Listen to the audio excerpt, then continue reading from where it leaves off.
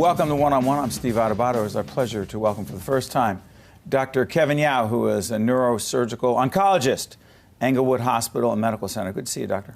Thanks for having me. Explain what neurosurgical oncology is. It's someone like myself who specializes in the surgical treatment of brain and spine cancers and tumors. Okay. Now, is there something unique, or what is it that is unique about those particular kinds of tumors? Well, they're tumors that involve the brain and spine, and so typically I treat patients who either have cancers or tumors that start in the brain or spine, or even more commonly, I see and treat patients who have cancers that start somewhere else in the body, and then secondarily, these tumors and cancers can make their way to the brain and spine, and then we try to help patients who have symptoms from those. You know, I've got to imagine that treatment, that the way you treat these particular cancers has evolved dramatically over the years as technology and research has expanded, grown. It has, yes. One of the areas, and I've seen a lot of literature on this, and I see some promotional pieces talking about true beam radiotherapy. Mm-hmm. Yes. I see these huge machines in these ads.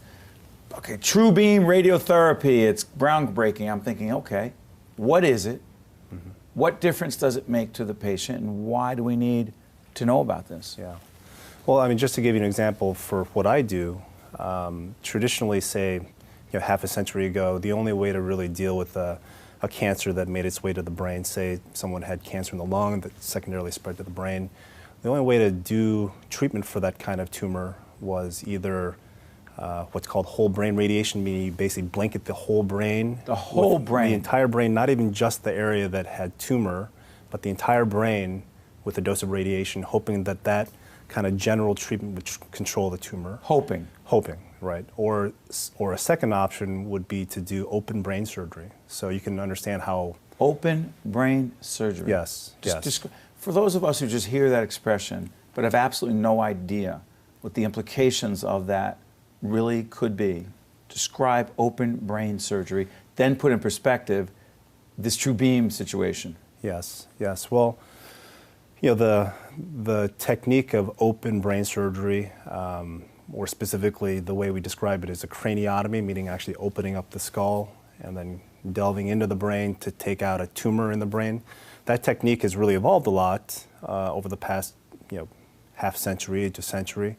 But clearly, it's still invasive treatment where a patient has to be admitted, they have to be able to tolerate usually general anesthesia, all the stresses to the heart and lungs of having this major surgery done, as well as, obviously to take out a tumor that's in the brain, particularly if it's deep in the brain, that Isn't requires... there other tissue involved? Exactly. So that there is some manipulation of normal brain tissue to get at the tumor to take it out. How has it changed with the true beam operation or the true beam technology? So with true beam technology, which is a form of radiosurgery, we can actually treat these brain tumors without open surgery, without an inpatient hospital stay, and without any manipulation really of the normal brain. How? Essentially what radiosurgery is focused beams of high dose radiation, all focused on the three-dimensional nature of the tumor, meaning all these little beams of radiation essentially cone in on the tumor such that the tumor itself receives a really, really high dose of radiation that essentially kills it. But where all those separate beams sort of go through, all the normal brain tissue essentially receive minimal to no radiation.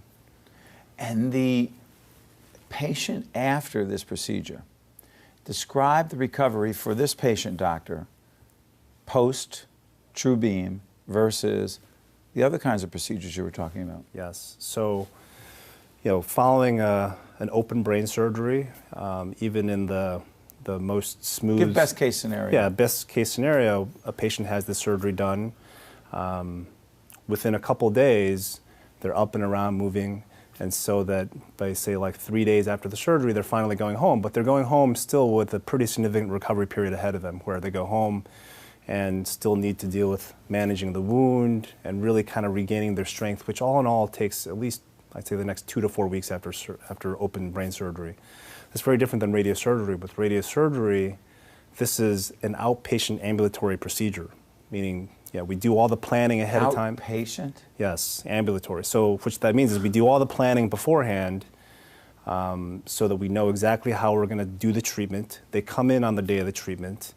We make sure they're situated just right on the radiation device. We actually do imaging at the time of the treatment so that we essentially can see the tumor with the radiation device and then target the tumor. And essentially the treatments are anywhere from a few minutes to maybe half an hour.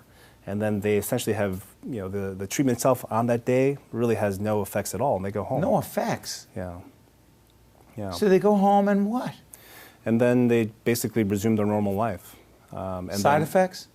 What side effects there are side effects of the tumor essentially reacting to the radiation. So occasionally the tumor might swell a little bit and that sort of thing, but generally patients do very, very well from this with no effects at all. Doctor, what are the implications long term of what we're talking about?